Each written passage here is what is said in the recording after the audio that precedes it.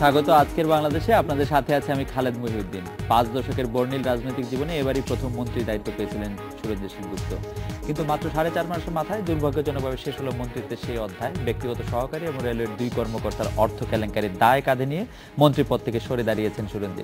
বিদায়ের মুহূর্তে অর্থ কেলেঙ্কারির তদন্তে সব ধরনের সহায়তার আশ্বাস দিয়েছেন তিনি। বাংলাদেশে এমন নজির বিরল। সেই হিসাবে প্রশংসা পেতেই পারেন সুরেন্দ্র সেনগুপ্ত। তবে কিছু প্রশ্নের শুরু হয়নি এখনো। মন্ত্রী পদত্যাগের পর তার এপিএস এর টাকা রহস্যের সমাধান সরকার কিভাবে করে সেটাই দেখার অপেক্ষা করছে সবাই। আর স্পষ্টভাষী রাজনৈতিক সুরঞ্জিতের চূড়ান্ত রাজনৈতিক পরিণতি কি হবে সেদিকেও তাকিয়ে থাকবে দেশের মানুষ। বাংলাদেশের রাজনীতিতে ঝড় তোলা এই ঘটনার রেশ থেকে যাবে অনেকদিন। আর ষড়যন্ত্রের যে দাবি সুরঞ্জিত করেছেন তা সঠিক হলে রাজনীতিকদের জন্য দুশ্চিন্তার রয়েছে অনেক কিছুই। এ থেকে মুক্ত হওয়ার পথ খুঁজতে হবে আমাদের রাজনীতিবিদদেরই। এই অবস্থা আজকের বাংলাদেশে আমরা খুঁজব কিছু প্রশ্ন উত্তর। পদত্যাগ না করার ঘোষণার দুদিনের মাথায় কেন পদ ছেড়ে দিলেন রেলমন্ত্রী? মন্ত্রীর পদত্যাগের পর এপিএস এর অর্থ কেলেঙ্কারি ঘটনার তদন্ত কোন পথে যাবে? এই ঘটনায় কি প্রভাব পড়তে পারে সুরেন্দ্র সেনগুপ্তের রাজনৈতিক ভবিষ্যতের উপর? মধ্যরাতের টাকা রহস্যের সঙ্গে ষড়যন্ত্রের যোগাযোগ সহ থাকার সম্ভাবনা কতটুকু?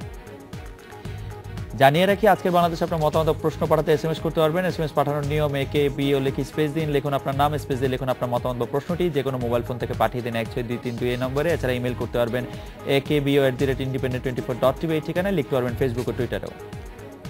এইসব বিষয় নিয়ে আলোচনা করতে আজ স্টুডিওতে আছেন জনাব এম তত্ত্বাবধায়ক সরকারের সাবেক উপদেষ্টা জনাব এম হাফিজউদ্দিন খান, আছেন হাইকোর্ট বিভাগের অবসরপ্রাপ্ত বিচারপতি সৈয়দ আমিরুল ইসলাম, আছেন সাবেক IG doctor M Enamul Haque এবং ডেইলি স্টারের প্রধান প্রতিবেদক জনাব জুলফিকার আলী মানিক। স্বাগত আপনাদের। এছাড়া আমরা সরাসরি কথা বলবো সিলেট থেকে সুনামগঞ্জ জেলা বিএনপির সাধারণ সম্পাদক ও সাবেক সংসদ সদস্য কলিমুদ্দিন আহমেদ মিলন এবং চট্টগ্রাম নগর আওয়ামী লীগের যুগ্ম সম্পাদক ও জেলা আইনজীবী সমিতির সাবেক সভাপতি অ্যাডভোকেট ইব্রাহিম হোসেন বাবুলের সাথে। স্বাগত আপনাদেরও।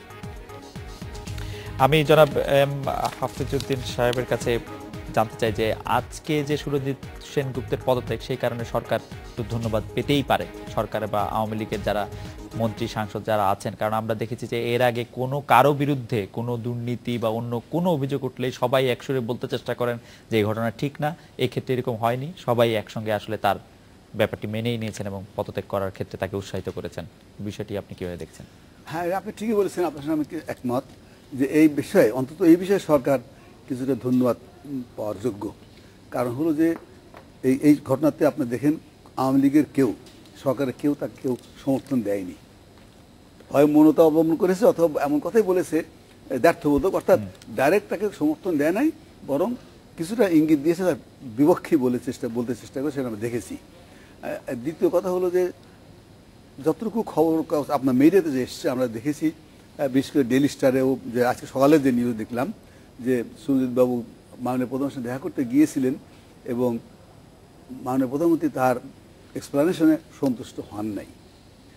তাতে আমি মনে করি যে উনি ইচ্ছে করে পদত্যাগ করেন নাই, উনি বাধ্য হয়েছেন পদত্যাগ করতে। অর্থাৎ মাননীয় প্রধানমন্ত্রী চেয়েছেন যে উনি যেন পদত্যাগ করেন, সেজন্য উনি কোনো পদত্যাগ করে কোনো নজির স্থাপন করেছেন বলে আমি মনে করি না। অ্যাটলিস্ট আমার যতটুকু নিউজ আমি দেখেছি বিভিন্ন আপনাদের মিডিয়া থেকে, সংবাদপত্র যেগুলো আমি পড়ি, সংবাদপত্র প্রত্যহ, তাতে আমি মনে করি যে উনি, কারণ আগের দিন তিনি বলেছেন যে পদের প্রশ্নই আসে না, অত্যন্ত জোর গলা কিন্তু উনি বলেছেন। আর সমস্ত ঘটনাতে বিশ্লেষণ যদি করেন আদ্যবান্ত, প্রথম দিন তা 9 থেকে 4 পর্যন্ত, তাহলে ওনার তো সম্পৃক্ততা আপনি কোনো মতেই মানে বাদ দিতে পারেন, নষ্ট করতে পারেন না। হয়তো প্রমাণ করা অন্য জিনিস, ওই যে জজ সাহেব আছেন, সাক্ষী প্রমাণে কোনো প্রমাণ করা, আর এমনি একটা মানুষের পারসেপশনটা আপনি জিজ্ঞেস করে দেখেন, প্রত্যেকটা লোক তো মনে করে যে এই ঘটনা পলিটিশিয়ানদের ক্ষেত্রে পারসেপশনটাই রিয়েলিটি।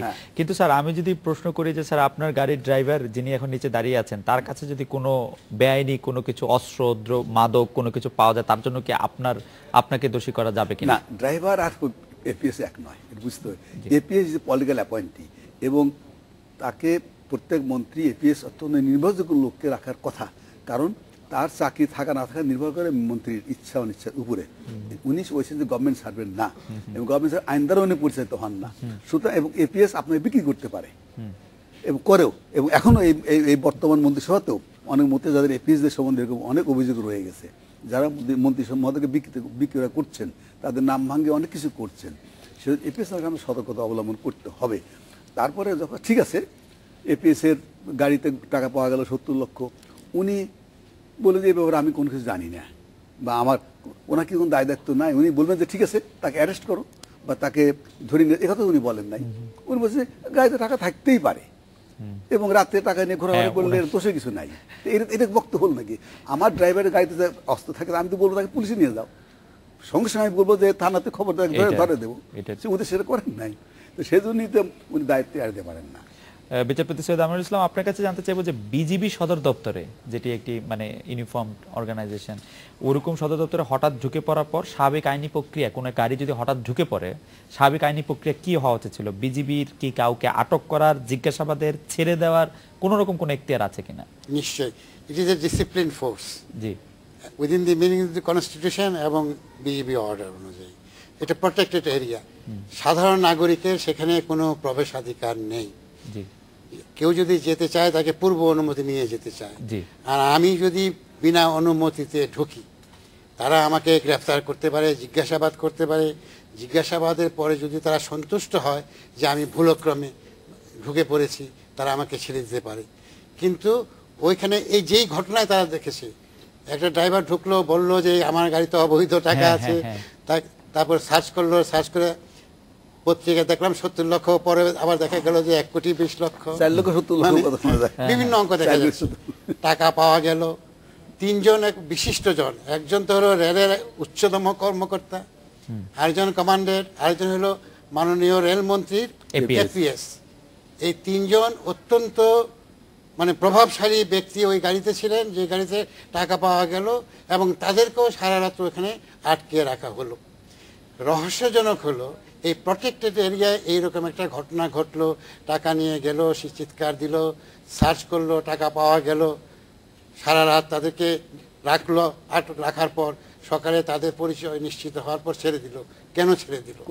কোনো একটা কিন্তু একটা রহস্যের জাল আছে। ডক্টর ইনামুল হকের কাছে জানতে চাইছি যে বরখাস্ত, তারপরে পদত্যাগ এবং গত কয়েকদিনে মিডিয়ায় ঝড় সবকিছু হয়েছে, কিন্তু এখন পর্যন্ত কোনো মামলা হয়নি। বিষয়টি কি স্বাভাবিক, বা উনিও বলছিলেন যে বিজিবি আটকে রাখার পর ওই জায়গা থেকে যদি আপনি একটু শুরু করতেন?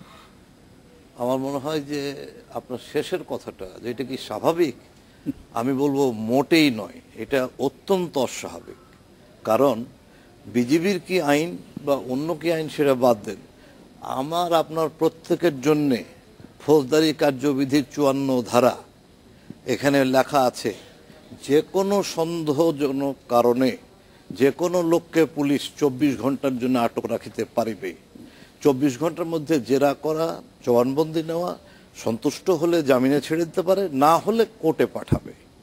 এখন আপনি যেহেতু এই প্রশ্নটা করেছেন, এবং I happen to be both police and lawyer, কারণ আমি পুলিশের আইজি ছিলাম এবং ল কমিশনের মেম্বার ছিলাম, সুতরাং I will explain it in 2 wedge.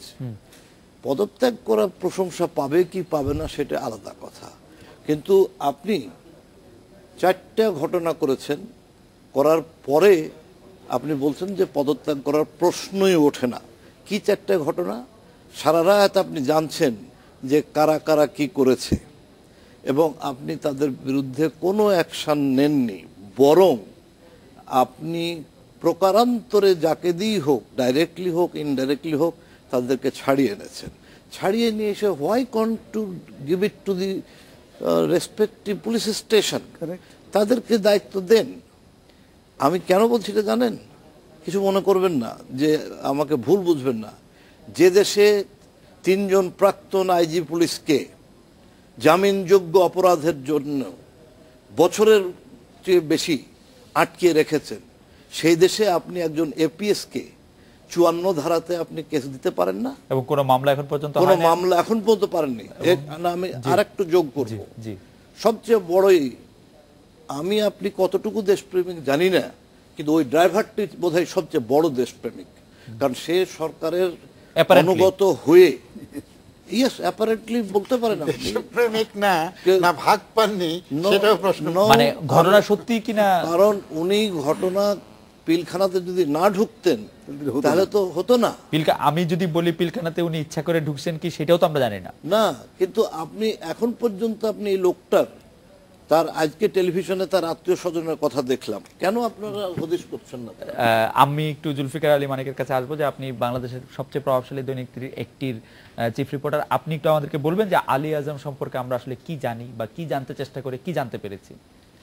আসলে প্রথম রাতে যখন ঘটনাটা হয়, মিডিয়ায় কিন্তু এসছে আসলে ওই রাতেই নয়, আসবে একদিন পরে। না ওই রাতেই এসছে টেলিভিশনগুলো, কিন্তু ওই রাতেই পত্র পত্রিকার কথা বলছি যে একদিন পরে তারা রিপোর্টগুলি করেছে।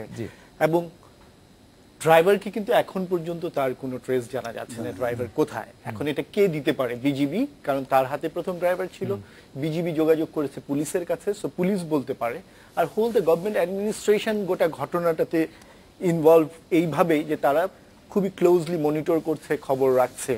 সো ড্রাইভারের ওয়্যারহাউসটা আসলে আমরা বারবার যতগুলো জায়গায় জানার জন্য আমাদের দিক থেকে চেষ্টা করা, either BGB or law enforcing agencies অথবা গভর্নমেন্টের যারা এই বিষয়টা ডিল করছে, ইভেন প্রোব বডি হয়েছে, কেউ কিন্তু ড্রাইভারের কোনো খবর দিতে পারেননি এখন পর্যন্ত। আমরা যতবার জানার চেষ্টা করেছি, এবং ফর্মার আইজিপি উনি বলেছেন যে ফ্যামিলি কাঁদছে, কিন্তু আপনি যদি টিভিতেই আমরা দেখেছি আমাদের রিপোর্টার ফ্যামিলি কাঁদছে, এবং ফ্যামিলি বলছে যে যাদের কাছে আমাদের ছেলে ধরা পড়েছে বা ধরা দিয়েছে তাদেরকেই ফেরত দিতে হবে এবং তাদেরকেই এটা জবাব দিতে হবে।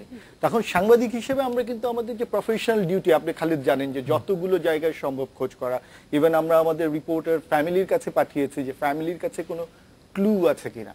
এখন পর্যন্ত কিন্তু তার কোনো কিছুই জানা যাচ্ছে না। এবং তবে আমি পার্সোনালি মনে করি এই স্টোরিটায় অনেক প্রশ্ন আছে, যেটা খালেদ বলেছেন শুরুতে, এবং অনেক প্রশ্নের উত্তর কিন্তু ড্রাইভারকে পেলে ড্রাইভারের কাছ থেকে সেই অনেক উত্তর এখানে অপেক্ষা করছে আমি মনে করি। আমরা একটু ঢাকার বাইরে থেকে ঘুরে আসি। আমরা কথা বলছি সিলেট থেকে সুনামগঞ্জ জেলা বিএনপি সাধারণ সম্পাদক ও সাবেক সংসদ সদস্য কলিমুদ্দিন আহমেদ মিলনের সঙ্গে। জনাব কলিমুদ্দিন আহমেদ, সুরঞ্জিত সেনগুপ্তের পদত্যাগে এলাকার বিরোধী দলের প্রতিদ্বন্দ্বী নেতা হিসেবে আপনার প্রতিক্রিয়া কি?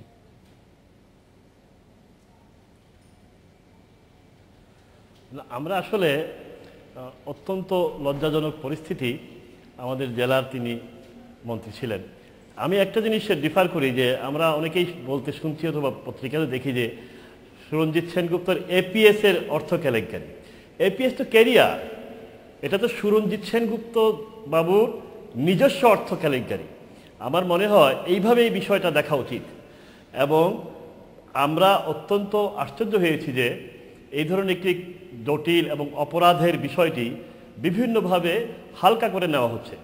যেমন উনি আজকেও মানবজমিন পত্রিকাও দেখছি যে উনি এর আগে বেশ কয়েকবার এপিএসের সাথে কথা বলেছেন ফোনে, গোয়েন্দা কল লিস্ট পেয়েছে, ভয়েস রেকর্ড পেয়েছে, দেরি হচ্ছে কেন, তারা বলছে আর 10 মিনিট পরে। এই সমস্ত বিষয় প্রায় মীমাংসিত বিষয়, এই সমস্ত বিষয় এখনো আইনি পদক্ষেপ নেওয়া হচ্ছে না, ড্রাইভারের খোঁজ পাওয়া যাচ্ছে না। আমরা মনে করি সারা দেশের জন্য এটা অত্যন্ত লজ্জাকর বিষয়।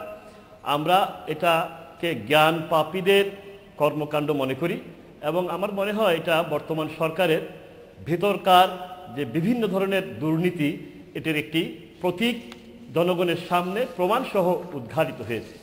এর কঠোর এবং কঠিন শাস্তি হওয়া উচিত। আমরা দেখেন আজকে মিলন আপনি আমাদের সঙ্গেই থাকবেন ক্ষমতায় আসার পরে। মিলন আপনি আমাদের সঙ্গেই থাকবেন, আপনার সঙ্গে পরে আবার কথা বলবো। এই পর্যায়ে আমরা চট্টগ্রাম নগর আওয়ামী লীগের যুগ্ম সম্পাদক ও জেলা আইনজীবী সভাপতি অ্যাডভোকেট ইব্রাহিম হোসেন বাবুলের সঙ্গে কথা বলছি।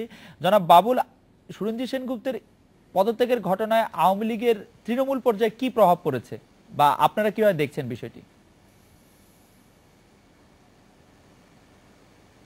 আমরা এটাকে